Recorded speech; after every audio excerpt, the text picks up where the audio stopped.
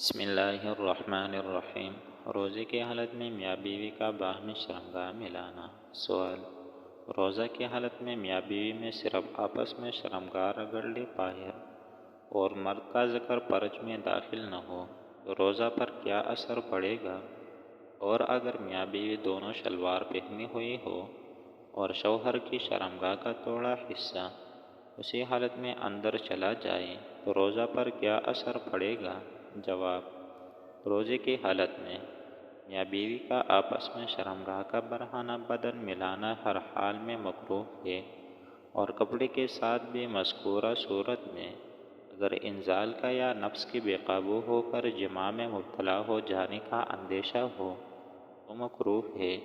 ان دونوں صورتوں میں اگر انزال ہو گیا تو روزہ فاسد ہو جائے گا، قضا لازم ہوگی، کفارہ لازم نہیں ہوگا۔ باقی اگر کپڑے کے ساتھ آلہ تناسل کا معمولی حصہ سپاری سے کم اندر گیا ہو تو انزال نہ ہونے کی صورت میں اس سے روزہ فاسد نہیں ہوگا، اور کپڑے کے ساتھ آلہ تناسل کا اگلا حصہ سپاری کی بقدر اندر چلا گیا تو اگر کپڑا اتنا موٹا تھا شرمگاہ کی حرارت محسوس نہیں ہوئی تو اس کا بھی یہی حکم ہوگا، اور اگر کپڑا اتنا باریک تھا شرمگاہ کی حرارت بھی محسوس ہوئی اور آلہ تناسل کی سپارے کی بقدر حصہ اندر چلے گیا تو روزہ فاسد ہو جائے گا، قضا اور کفارہ دونوں لازم ہوگی۔